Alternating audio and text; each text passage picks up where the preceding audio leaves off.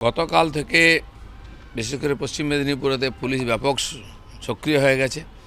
কারণ একটাই, টিএমসি ইলেকশানে কোনো মতে নিজের অস্তিত্ব বাঁচাতে পারছে না, কর্মীরা বেরোচ্ছেন না। উত্তর বাংলায় ওরা হেরেছে, বুঝতে পেরেছিল দক্ষিণ বাংলায় হয়তো বাঁচাবে, কিন্তু তাদের কর্মীরা বেরোচ্ছেন না, গুন্ডারাও বেরোচ্ছে না। সেই জন্য নির্বাচন জেতার জন্য পুলিশ একমাত্র আছে, পুলিশকে দিয়ে হয়রান করা হচ্ছে। শুভেন্দুদার গেস্ট হাউসে ছাপা মারা, গতকাল আমাদের বেলদার একজন রাজ্যের সদস্য অনুকূল সাউকে অ্যারেস্ট করা হয়েছে। কাল রাত্রে খড়গপুরে মণ্ডল প্রেসিডেন্ট শ্রী রাওকে অ্যারেস্ট করা হয়েছে, বাড়ি থেকে তুলে নিয়ে যাওয়া হচ্ছে। এবং হ্যারাসমেন্ট করার জন্য হিরণের আত্মসহায়ক থেকে আরও কয়েকজন কর্মীর বাড়িতে রাত্রেবেলা রেড করেছে। আমি জানতে চাই, এরা কি অ্যান্টি সোশ্যাল নাকি কালো টাকার কারবারি, নাকি তোলাবাজ? কিসের আধারে ধরা? কোনো কাগজ না দেখে পুলিশ বাড়িতে গিয়ে হ্যারাসমেন্ট করছে, কর্মীদের ভয় দেখানো, ডিস্টার্ব করা। নির্বাচনে একটাই উদ্দেশ্য, কারণ টিএমসির এছাড়া বাঁচার কোনো রাস্তা নেই। শিলিগুড়ি রামকৃষ্ণ মিশনের জমি দখলে দক্ষিণী ফিল্মি সিনেমার নামে গ্যাং তারা হামলা চালিয়েছে, এমনটাই জানা যাচ্ছে। গ্যাংটার নাম হচ্ছে কেজিএফ গ্যাং।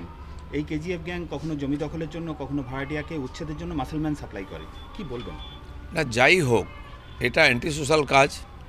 রামকৃষ্ণ মিশনের মতো একটা সংস্থা, যার উপরে কোটি লোকের বিশ্বাস আছে, বহু বছর ধরে যারা কাজ করছেন বিবেকানন্দের নামে তারা দ্বারা প্রতিষ্ঠিত, সেই সংস্থা এরকম সমাজবিরোধী ক্রিয়াকলাপ হবে, সরকার কি দাঁড়িয়ে দেখবে? যেই করুক তাকে ধরতে হবে, সাজা দিতে হবে এবং এই ধরনের বদমাইশি বন্ধ করতে হবে। এ রাজ্যে মাসলম্যান সাপ্লাই করার মতো এরকম একটা গ্যাং কাজ করছে। কে মাসলম্যান, কে সাপ্লাই করছে আমাদের কিছু যায় আসে না।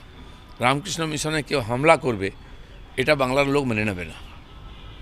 রাজভবনের কর্মীদের সমন দিচ্ছে পুলিশ, রাজ্যপাল দিল্লি গেলেন, পিসরুম খ্যাত রাজভবন চুপ। কী বলবেন?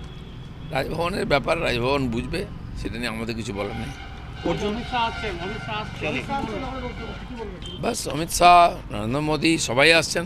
পশ্চিমবাংলায় আমরা 30টা সিট নেব, সেই টার্গেট নিয়ে এগোচ্ছি। মমতা বন্দ্যোপাধ্যায় বলছেন হাজি নুরুল জিতলে তিনি সন্দেশখালী যাবেন, ভেড়ি নিয়ে সরকার নির্দিষ্ট একটা নীতি আনবে। উনি কোথায় যাবেন, সন্দেশখালী যাবেন কি কাশি যাবেন, সেটা উনি ঠিক করুন। 4 তারিখের পরে সব হয়ে যাবে।